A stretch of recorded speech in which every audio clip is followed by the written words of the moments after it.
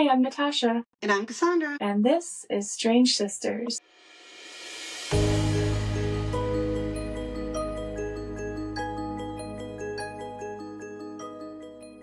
And today is Cassandra's episode that somehow involves a vampire and I think Long Island.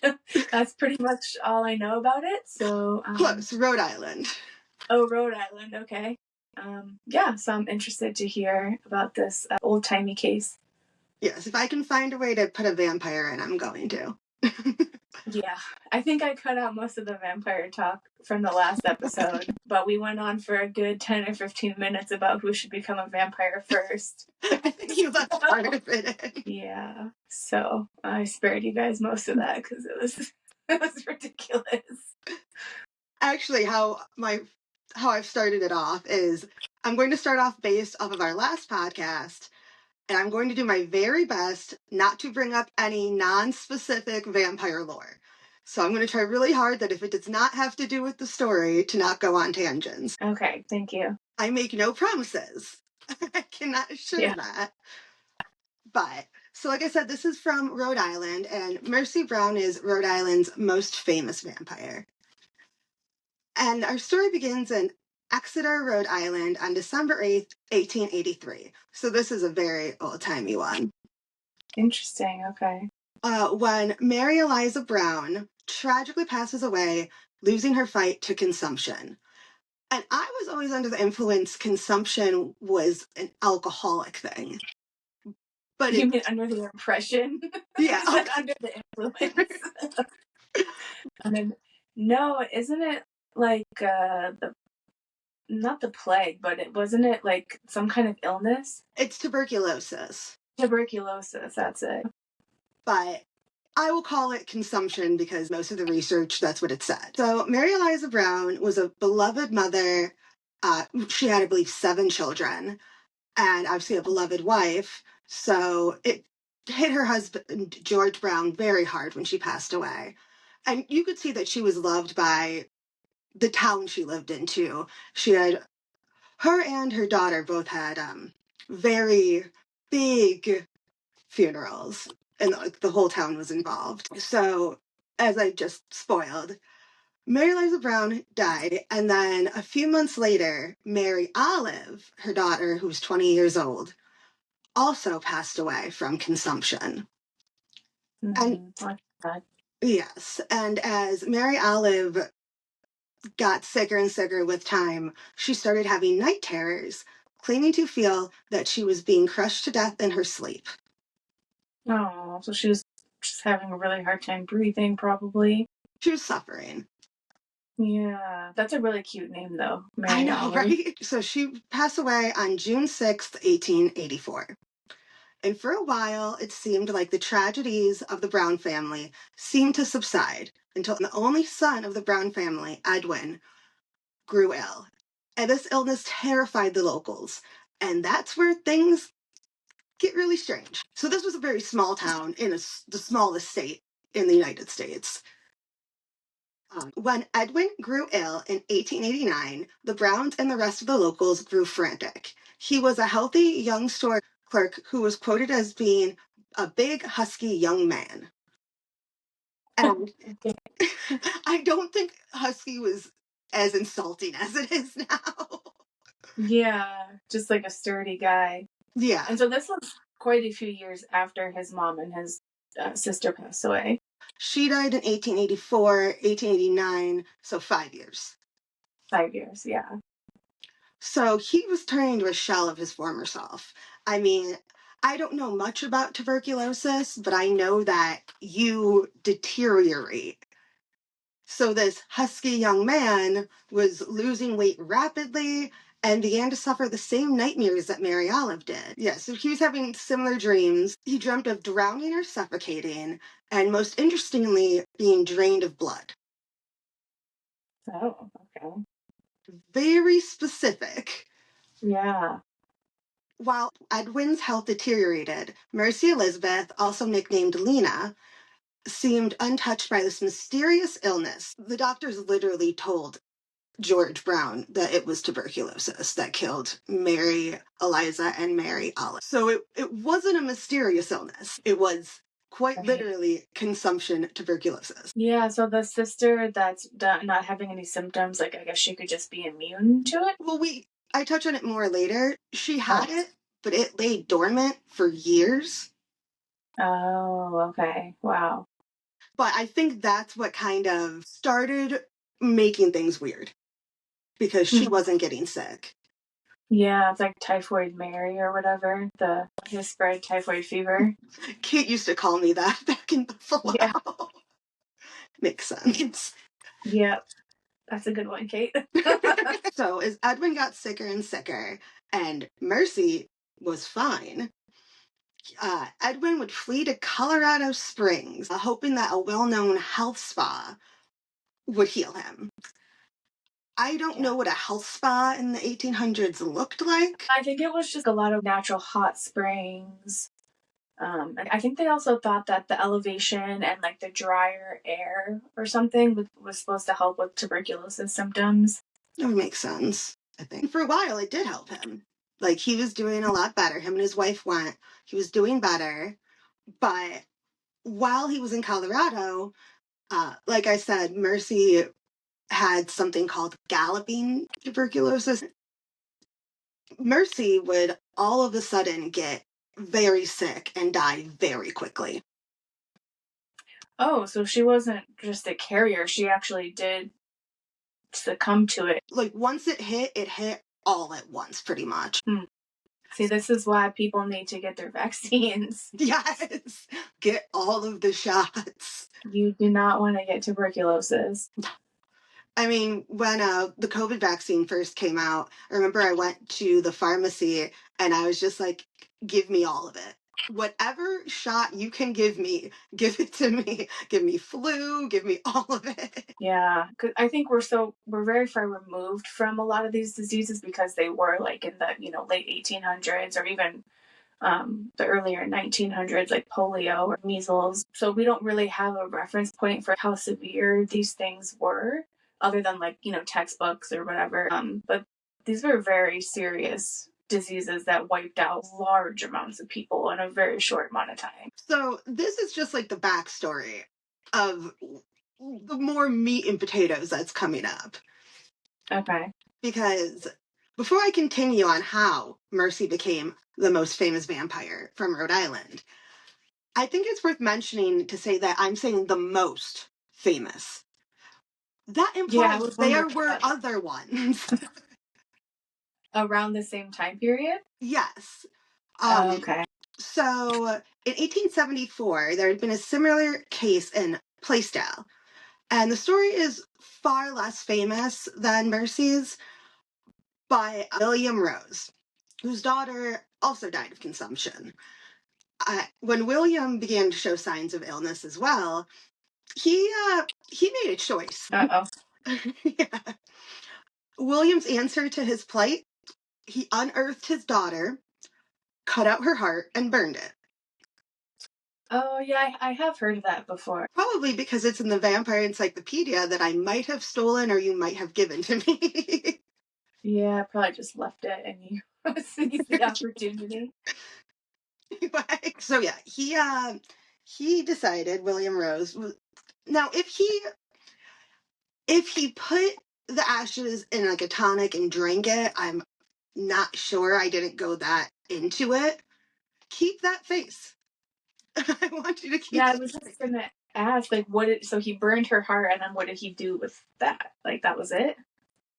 So he either took the ashes and drank it in a tonic. Okay. Or he just left it. But, like, what was the purpose of burning her heart? He thought that, which is why I think he drank it, he thought that, like, somehow it would give him, like, healing properties to make him better. Or he thought that she was, like, a vampire that was... Because I believe she had a brother who also passed away. I'm not positive.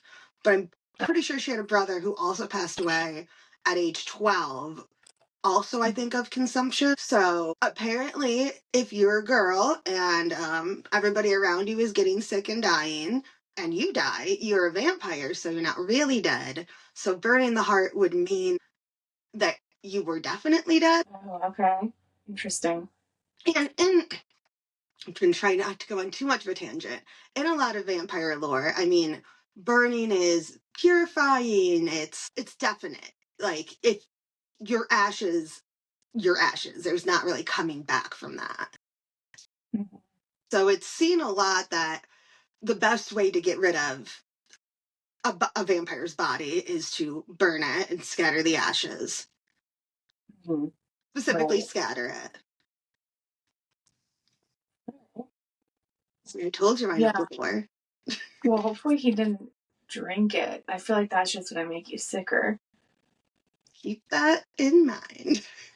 Ugh, okay. So this means there was about a 9-year difference from when William Rose unearthed his daughter's body, desecrated it, and burned her heart, and the death of Mary Eliza. Okay. So remember, Rhode Island is the smallest state. So I am sure that news travels. There is also something called the New England Vampire Panic during this time, which I will probably do a whole separate one on that. So, in a time of great despair where consumption is wreaking havoc in small towns in the smallest state, it's not surprising that it was easier to say it's vampires than accept that there is a disease that they cannot cure. Right. Yeah. And it's like wiping out families, like entire families. Yes. And, quote, it progressed in such a way that it seemed like something was draining the life and blood out of somebody. Mm-hmm. Now, so how does this all relate back to Mercy? Like I said, Edwin was in Colorado at a health spa and on the mend when Mercy grew ill rapidly. Her tuberculosis was a galloping kind. Yeah, I wonder if there were like different strains of tuberculosis, and maybe one didn't affect her as much, and then when she came in contact with this, maybe a different strain, then that's what ended up killing her. So, unfortunately, on January 17th, 1892, she passed away. So, Edwin got sick before her and was still thriving in the Colorado health spa, and Mercy would die before him. And upon her death, Edwin would return to seemingly healthy, and he would return home. But as soon as he got home, he grew ill again with the same symptoms, becoming a shell of himself, and the nightmares returned too. Yeah, maybe it was a different strain, and he, Maybe. rebounded from that first illness, and then and came in contact with this other strain, and just couldn't recover from it. But during his nightmares, he started screaming, "She was here. She wants me to come with her. She haunts me." So that was new. So here we are. We've got a dead wife and mother, 2 dead sisters, and a dying son who is the only son in the family. Right. And I mean, a lot of people that are dying say that they see their loved ones when they're close to crossing over. So it could just be that she was coming to, make it easier for him to cross over. But he's like, nope, she's a witch or something. Close. Yeah. So, yes, this woman is haunting him, and the symptoms of the disease made him look like he was being drained of blood. And being drained of blood is a feeling that Mary Olive felt before she passed. That's interesting. So, of course, George Brown is distraught. I mean, he lost his wife, he lost 2 of his daughters, and his only son is getting very sick. And I feel like back then, the only son, that's a big deal. Right, because they're supposed to be the ones to carry on the family and the property and all that. So he gets real creative. But it's not just him. The townspeople are now getting terrified, and they want him to do something because they don't want it to be consumption. They don't want it to be tuberculosis. They want a definitive way to end this. And that's when things get real strange. So the villagers come to George Brown And they're like, okay, you have to do something. And they had an idea. There is a vampire hunting the Brown family. And they need to do something to save Edwin and to keep the town safe. But more so, this vampire has to be one of the Marys or Mercy. Okay. I mean, so is there assumption that each family has its own vampire that's killing the other people in the family? Like, so I was talking to Lance about this because it doesn't make sense. Mm-mm. Because either Mercy was killing her mom and sister, and there's no reason that she would do that, or her mom or sister were a vampire as well, if not just one of them, and they pretended to be dead so they could, slowly kill off the family. Yeah, it really doesn't make sense. They're just grasping at straws. So, with the feeling of unrest growing in the small town, a few villagers had an idea. They're going to go vampire hunting. It's the only way to save everybody, because that is logical. Yeah. So, but George, faced with the risk of, losing his son and possibly other family members and being influenced by the villagers, they do something weird. So one March night in 1892, George Brown had all three of their bodies exhumed. Okay. Why is no one assuming that someone that's still alive is the vampire? Because that would make more sense. Yeah, I just like, okay. Huh, okay. So he had their bodies exhumed. And of course, Mary Eliza and Mary Olive, they'd been dead since 1883. It's 1892. 9 years, if I did the math right. So almost a full decade earlier. But Mary Eliza passed the test of being appropriately decomposed. Okay. And Mary Olive was next, and she also passed said test. Now, once again, they died and had been buried for nearly a decade. Right. So they must have pretty much been like bones. Yeah. But Mercy, I'm sorry, I'm laughing because it gets so gross. But Mercy, who was buried in January, so it's cold. Yeah. So she was buried in the cold. It's been cold. And she obviously looked nothing like her mother and sister. Right. Yeah, I'm surprised they even buried her in January because usually the ground is like frozen and you can't even dig. I don't think they really had an option. What else were they going to do? I don't think cremation was common. Right. Maybe they had some kind of machinery at that point that could help dig into the frozen ground. So Mercy looked like Mercy, and that was terrifying. And how long had she been dead? Just a few months, or? Yeah, so she died in mid-January, and they dug her up in March. Oh, so like a month and a half? Yeah. Okay, yeah. And there was still blood in her organs because, it was winter in Rhode Island. I don't think she really had time yet to thaw out and have whatever blood does when you die and decompose. I won't say anything, but yeah, it does it does go somewhere. But not only that, it seemed that her hair and nails seemed to grow longer since her passing. And I had to, which also happens. Yeah, I had to leave a note for myself not to go on another tangent. But throughout history, many vampires have always been described as having very long nails, sharp nails. And it's because your skin dehydrates or something like that. So yeah. So it's not them growing longer, it's the skin getting smaller. Right. But that is not what the townsfolk believed. She was a vampire. That's it. She was a vampire. Now, if she was a vampire, you think at this point she would wake up and eat them. Because that would be the logical thing for a vampire to do. Yeah, to stand up out of the coffin, Nosferatu. Yeah. Yeah, or Nando. Did you watch What We Do in the Shadows? The first couple seasons. Oh, yeah. Yeah, that's like from the pilot episode. Oh, Guillermo's like, rise, and then Nandor goes out. Yeah.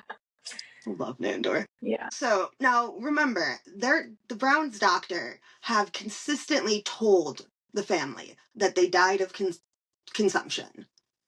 Mm-hmm. So even the doctor who had, with every passing of the Brown family, had said they died of consumption, told the angry mob, I'm assuming they're angry at this point, they think there's a vampire,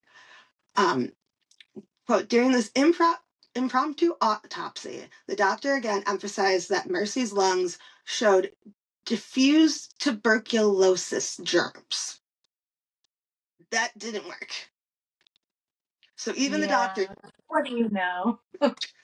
you're just a doctor. Yeah. So Wow. things still get weirder. So Mercy's body was desecrated with the evidence that there was still blood in their organs, which, like I just said, she was probably at least cold enough that she didn't decompose as fast as you would think one would. Mm-hmm. Regardless of all the simple, obvious, logical answers, they do, obviously the most logical thing, which is to take her, I believe it was definitely her heart, but it might have been also her liver, and burn them. Okay. Now, I have not been able to, I've heard that George was there, I've heard that George was not there when all of this was happening. Obviously, I could understand George not wanting to be there. Mm-hmm. But I feel like if you're gonna rip the bodies of your loved one out of the ground and check to see if they're vampires, you owe them the respect enough to see the dirty work that you're doing. Yeah. It's just so weird to me that it's only been a month and a half. Like, wouldn't they know that she wouldn't decompose that quickly? I mean, I don't think that a lot of people were digging up bodies and like checking them out. yeah, no, I know, but I mean, I don't know. That just seems like something that you would know. Even with like meat, like an animal. You know what I mean? Like, you see a dead animal out in the woods in January, and then you come back in March, and like it's, still got its fur, and it maybe doesn't even really smell that bad because it's been frozen. Like, it's like common sense. Like, I think that once they decided that there was a vampire, common sense left the building. yeah, they're just looking for anything that could persuade them to all think that it was a vampire. Yeah.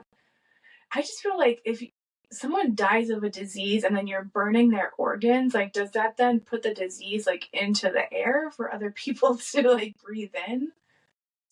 I was talking to Lance about this earlier, and I was like, if you bring me back up, cut out my heart, and that's it, like, if you're gonna do that, you need to take all the organs. Like, don't waste time with just the heart and liver. Yeah, I wonder why they chose the liver. That seems kind of weird. Yeah. I don't really think that a lot, I guess maybe because it's supposed to, like, it cleans out your body. Maybe they thought the toxins or something were in the liver. I don't know. Yeah, you would think like the brain would be like the brain and the heart. I don't know. Yeah, the liver just seems pointless, but this whole thing seems pointless. So, Well, don't worry, it gets weirder. So either way, I believe it was the heart and the liver. It was definitely the heart. So they burn it. And then they take the ashes from this ceremony and they mix it into a tonic for Edwin. oh, so he's supposed to drink it. He does drink it. Ugh. I don't know if he knew that he was drinking the ashes of his dead sister. Yeah, maybe. I mean, can you imagine the taste? Oh, it would. Oh my god, it would be so terrible. I can't imagine he knew. Because, like, if someone told me, hey, you're gonna drink Natasha's liver, Natasha's heart, I'd be like, that's really weird and I'm not gonna do that. Yeah. Well, different But times, I guess. well, I think he was so sick at that point that either he would do anything to feel better or he just genuinely did not know.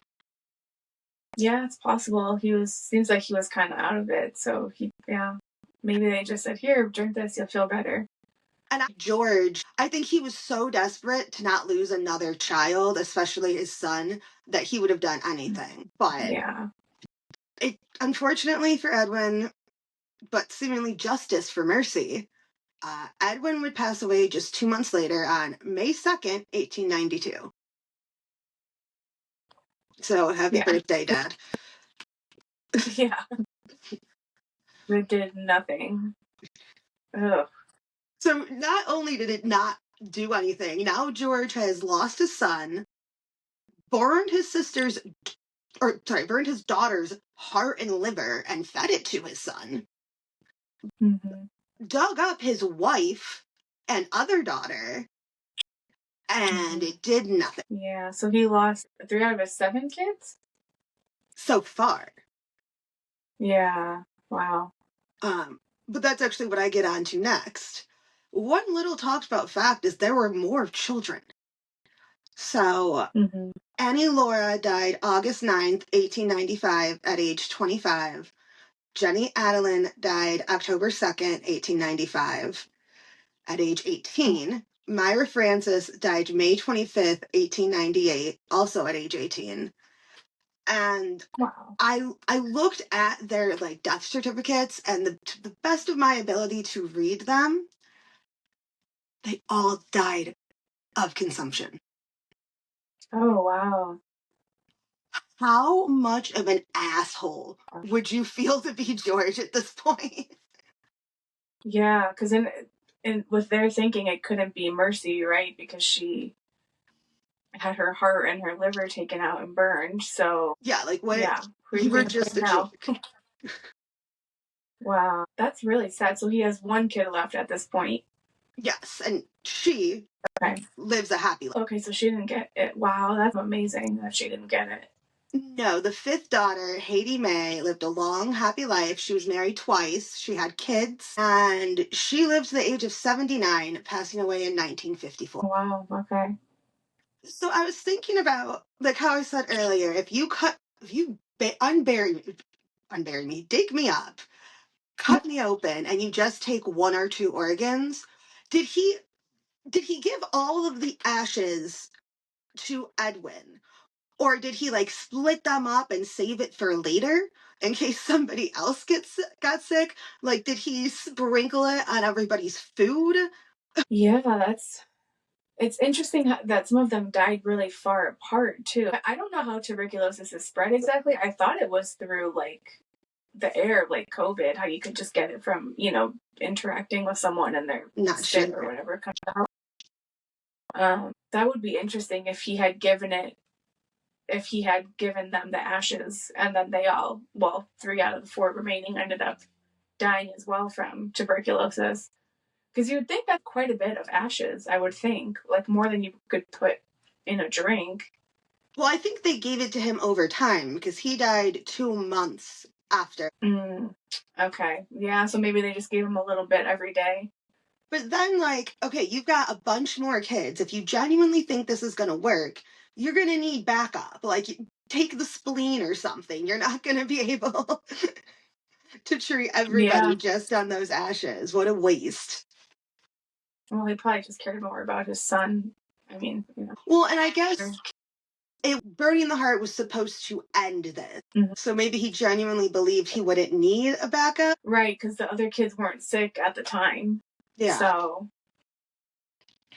So the story of Mercy Brown is actually a lot more famous than I realized. With H.P. Lovecraft being inspired by the story and wrote The Shunned House, which is supposed to be about the Brown family. And Mercy, Lena, her nickname, Brown, is also rumored to have inspired Bram Stoker, where it is said he was found with a newspaper clipping of the story.